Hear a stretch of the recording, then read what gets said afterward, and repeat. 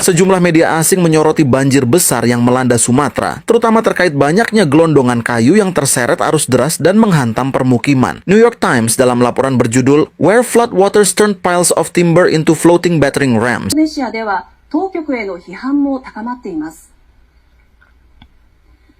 現地メディアによりますと、大規模な洪水被害に見舞われているインドネシア西部のスマトラ島は10月も洪水に見舞われていて、最大都市メダンでは1万人以上が被災したということです。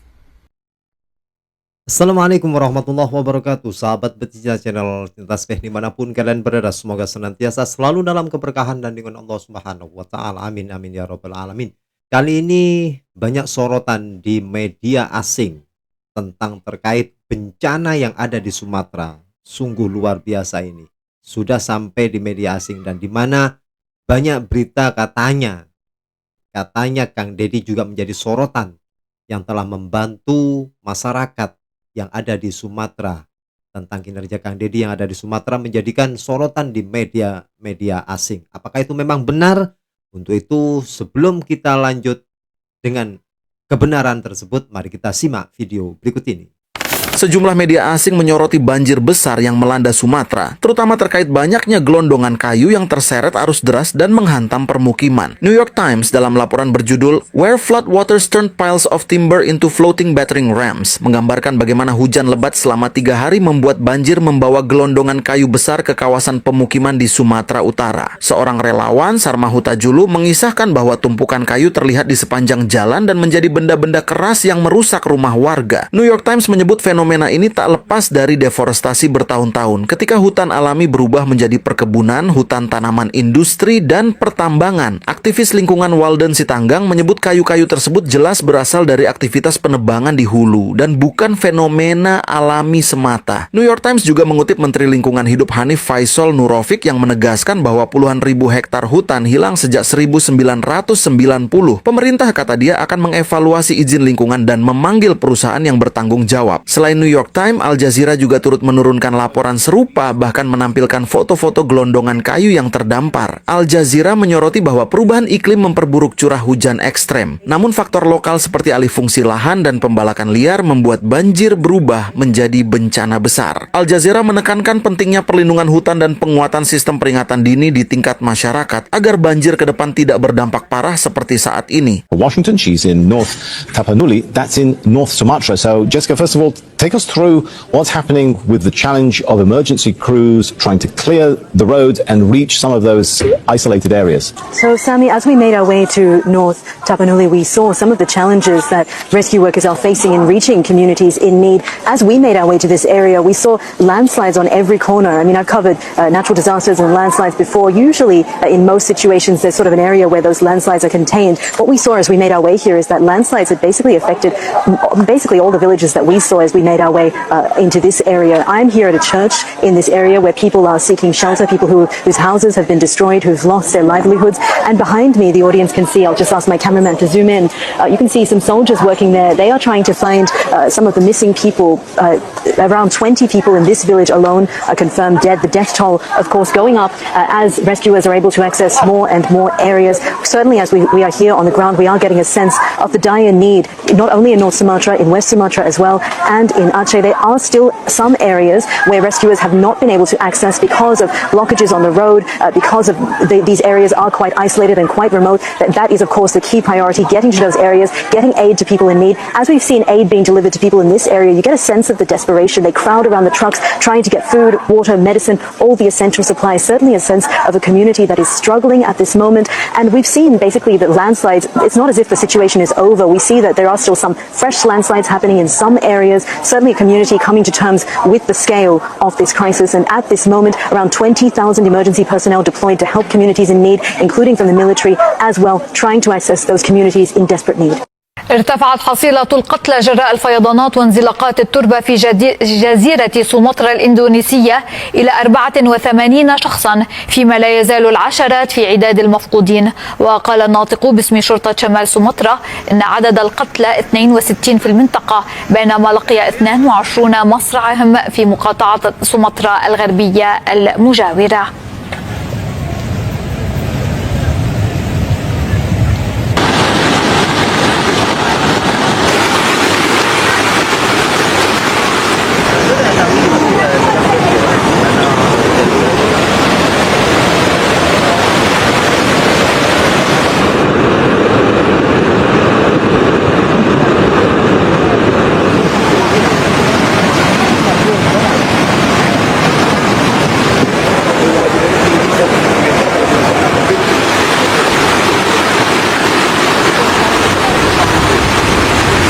シアでは当局への批判も高まっています。現地メディアによりますと、大規模な洪水被害に見舞われているインドネシア西部のスマトラ島は10月も洪水に見舞われていて、最大都市メダンでは1万人以上が被災したということです。メダン地方防災庁によりますと、人口およそ211万人のメダンでは、多くの地域で洪水の際、1メートル以上の浸水が12時間以上続くと想定されているといいます。こうした背景には、急激な人口増加に伴う都市化に対応するための排水などのインフラ整備が追いつかなかったことが指摘されているということです。さらに、整備が追いついていないことへの批判と合わせて、汚職の疑惑も取り沙汰される状況になっています。メダン市の市民団体、汚職反対コミュニティ連合は10月、市の洪水対策において汚職疑惑があるという声明を発表しました。これまで市が洪水対策に数十億円規模の予算を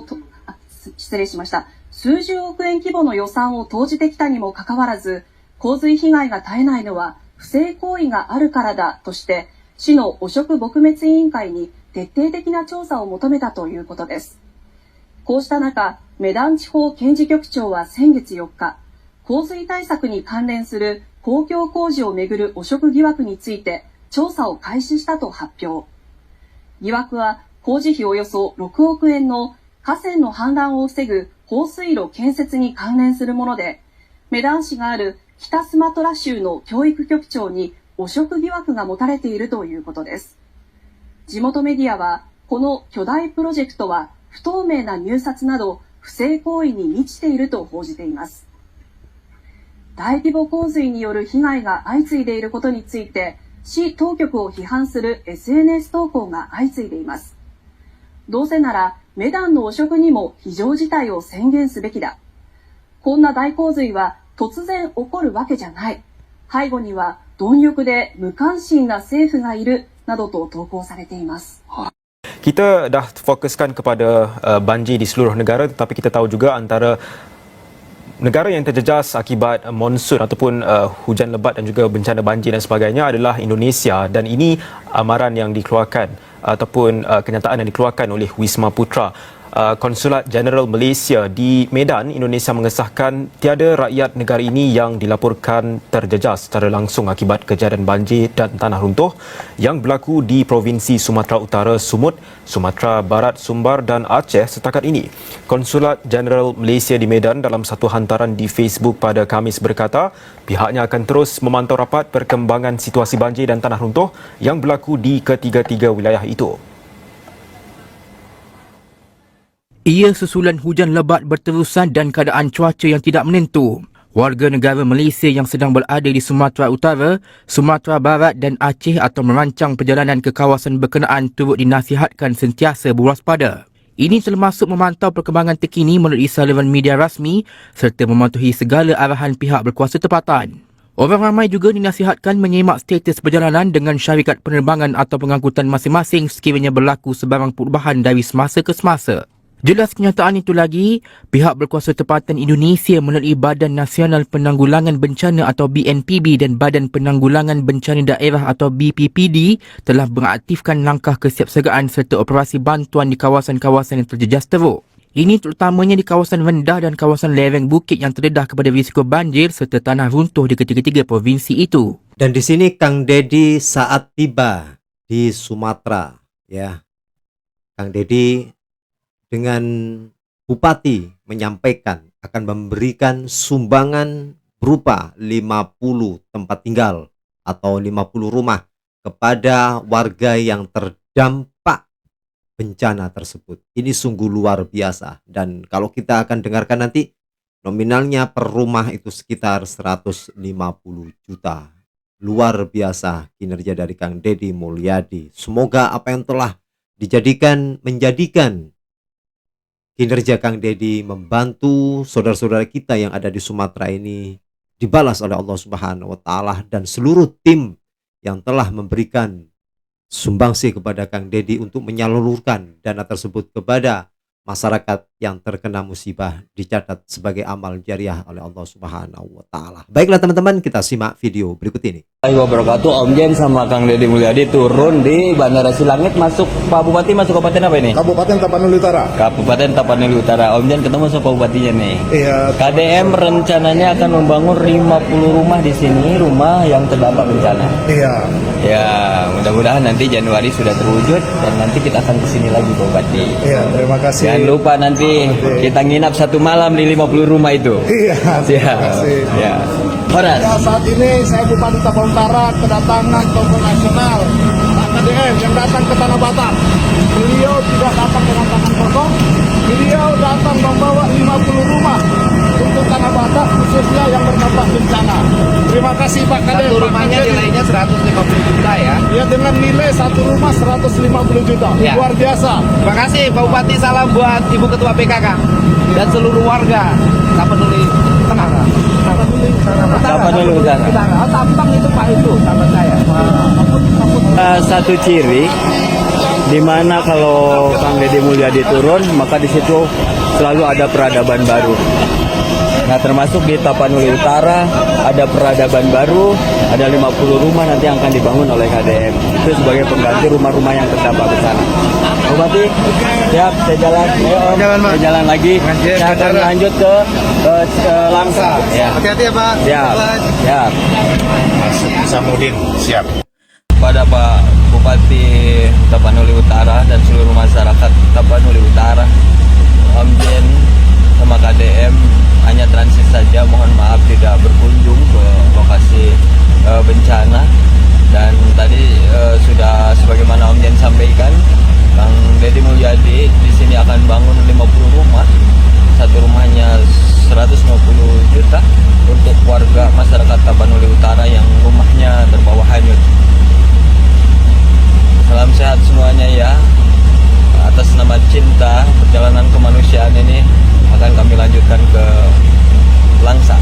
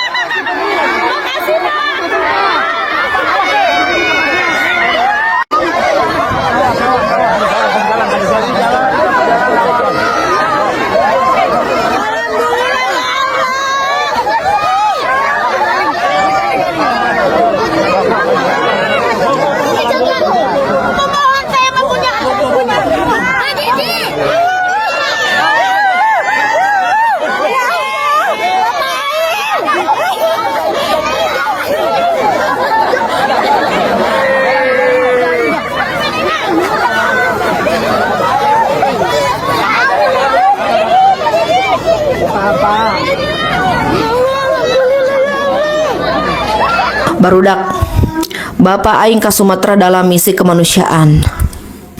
Anjir, aing sebagai warga Jawa Barat merasa bangga karena kunaon, karena tinggal itu ya, begitu turun dari helikopter warga menyambutnya begitu heboh anjir ya. Ini gubernur Jawa Barat loh, sementara orang meninggali ya. Gubernur Sumatera sendiri ketika menemui warga teu saheboh kieu. Gilanya berarti Bapak aing ieu geus terkenal saalam dunya siga namanya. Tapi omatnya Pak ulah lami teuing soalna ieu wargi Jawa Barat, wargi Bandung Barat tuh juga musibahan banjir bandang oge nya. Pokona mah wargi Bandung Barat anu kamusibahan sing masih keneh di tang tayungan we nya, sing teu aya korban jiwa dan masih keneh aman sentosa. Pokona mah ka wargi Jawa Barat sadayana oge nya. Pokona mah kitu we ti abi mah. KDM ini ngapain ke Sumatera, ngapain ke Aceh? Kata orang-orang yang nyinyir. Ini jawaban saya. Yang pertama, KDM ke Sumatera, ke Padang, ke Aceh untuk menjadi perwakilan yang menunjukkan kepedulian Jawa Barat kepada Aceh dan Sumatera. Di saat sudah mulai ada desas-desus ketidakpedulian Jawa Barat, KDM datang hadir untuk mengubah paradigma itu. Selanjutnya, KDM juga memberikan semangat, dukungan moral secara langsung, memeluk orang-orang yang sedang patah semangat. Kalian pernah pacaran jarak jauh nggak sih? Beda kan kalau ketemu langsung? Kemudian KDM juga memberikan bantuan yang tepat sasaran. Bahkan KDM membeli makanan Padang dari restoran Lamun Ombak yang terenak dibagikan 1000 paket kepada korban bencana. Apakah kalian tahu bahwa warga di pengungsian itu bahkan minum air banjir yang diberi bubuk teh agar bisa terminum dan tidak bau. Dan mereka bertahan hidup hanya makan nasi saja, sangat sedikit tanpa lauk. Jadi makanan enak ini bisa memberikan sebuah penghiburan bagi orang-orang yang sedang terkena musibah. KDM juga membeli pop mie, indomie, sarden, biskuit, air mineral, baju, pakaian dalam, daster, kaos, tikar, dan alat-alat mandi untuk dibagi-bagikan. Bukan alat olahraga ya. Ini adalah bantuan yang tepat sasaran. Kemudian KDM juga menjemput warga Jawa Barat dari Aceh pulang ke Jawa Barat. KDM juga menitipkan sejumlah uang kepada seorang supir taksi di Padang, Huda Faisal, untuk menjadi duta KDM. Ingat bahwa firasat Deddy Mulyadi ini tidak meleset. Kemudian KDM datang ke sana ya untuk konten. Kenapa kalau konten? Itu uang KDM pribadi 1 miliar disumbangkan untuk korban bencana. Dan uang itu bisa saja hasil ngonten. Apa salahnya jika uang hasil ngonten ini dibagikan kembali untuk kepentingan masyarakat, terutama yang sedang sangat membutuhkan? Tidak ada salahnya. KDM datang ke sana supaya KDM dekat dan kenal dengan masyarakat Sumatera dan Aceh yang sedang terdampak. Ini adalah kesempatan untuk KDM mengenal mereka dan mereka mengenal KDM. Salam bobotoh KDM. Dulu aku tuh heran banget kenapa bule-bule itu anti banget sama yang namanya minyak kelapa sawit. Benci banget sama yang namanya minyak kelapa sawit. Dan sekarang aku mulai mengerti dampak besarnya, dampak buruknya. Jadi waktu pertama kali aku tinggal di Australia, terus aku pindah di Italia, jadi di supermarket itu selalu ada makanan itu labelnya tuh seperti ini ya teman-teman ya, senza olio di palma ya, kalian lihat ya kan, ini juga sama, senza olio di palma, senza olio di palma, yang artinya itu tidak menggunakan minyak kelapa sawit. Aku bingung, kenapa? Kan di Indonesia itu kita normal-normal aja gitu ya, makan makanan sehari-hari menggunakan minyak kelapa sawit itu normal-normal aja. Akhirnya aku penasaran dan aku nanyalah ke suamiku. Terus suamiku tuh menjelaskan seperti ini. Kenapa sih cek aku teh benci banget sama minyak kelapa sawit? Apa sih masalahnya? Suamiku bilang untuk bikin minyak kelapa sawit itu lahannya itu butuh lahan yang sangat luas, sangat besar memproduksi minyak kelapa sawit itu. Yang nantinya itu hutan asli itu diganti menjadi kelapa sawit. Kalau hutan asli hilang, habitat hilang, orang hutan hilang, dan ekosistem hutan itu akan hancur. Lalu kalau hutan terus-terusan diganti sawit, bencana alam bisa meningkat. Dampaknya bukan sebentar, tapi jangka panjang dan bahaya. Itu suami aku jelasin ke aku ya. Aku sendiri lahir di kampung yang pedalaman, yang sangat terpencil. Bapak aku juga dulu tukang nebang kayu di hutan. Ya, bapak kandung aku. Waktu kecil aku tuh inget banget, aku pernah nanya ke bapak aku, Pak, nggak bahaya kalau kayunya ditebang terus-terusan? Dan bapak aku bilang, ini cuman sedikit, hutan itu luas, besar, yang ditebang cuman sedikit. Sekarang setelah aku tinggal di luar negeri, aku benar-benar mengerti. Menurut pandanganku pribadi ya, dulu tuh, entah sekarang ya, kita tuh sangat kurang edukasi tentang lingkungan. Masyarakat, terutama yang tinggal di pedalaman itu, sangat membutuhkan edukasi dan solusi. Edukasi itu harus diberikan sejak kecil. Jadi, anak-anak itu perlu ditanamkan mindset yang benar-benar sejak awal. Jadi pola pikirnya tuh enggak yang cuma sedikit, tapi nanti kan jadi gede dan bahaya besar. Contohnya yang terjadi sekarang di Sumatera Barat saat ini. Jadi aku ngomong kayak gini tuh bukan untuk menggurui siapapun atau bukan untuk menyalahkan siapapun. Aku cuman emak-emak biasa ya, aku juga tidak pintar ya, belum menjadi pintar. Tapi karena aku punya audiens yang lumayan besar, yang menurut aku 600.000 itu tidak kecil, dan video aku itu banyak yang sampai puluhan juta. Jadi aku ingin memanfaatkan dunia digital itu menjadi hal yang positif. Kalau ada kata-kata atau sesuatu yang positif yang aku berikan, yang keluar dari mulut aku berharapnya akan ada dampak yang positif. Tapi kalau ada kata-kata yang salah, kata-kata yang harus dibenari, kalian harus wajib banget mengkoreksi aku juga. Jadi aku hanya ingin menggunakan sosial media aku ini menjadi hal yang positif ya. Jadi mudah-mudahan sedikit aja, kecil aja sharing positif dari siapapun itu bisa berdampak besar nantinya. Gitu lah weh, cek teh diahnya, nggak sana. Luar biasa apa yang telah diberikan kepada Kang Deddy Mulyadi. Ini menunjukkan sebagai seorang pemimpin yang memang peduli terhadap masyarakat, apalagi kepada warga yang terkena musibah yang ada di Sumatera tersebut. Subhanallah, mudah-mudahan Kang Deddy sekali lagi, mudah-mudahan selalu diberikan kesehatan oleh Allah Subhanahu wa Ta'ala, diberikan kelancaran rezeki, dan terus selalu dalam naungan rahmat ridha Allah Subhanahu wa Ta'ala. Dan tadi juga kita mendengarkan bahwasannya warga Jawa Barat yang memberikan statementnya menyampaikan sangat bangga sekali mempunyai sosok pemimpin gubernur Kang Deddy Mulyadi. Sangat bangga. Itulah warga yang memang membuka akal pikirannya, membuka mata hatinya. Bagaimana tanggapannya? Sangat sayang sekali kepada Kang Deddy Mulyadi.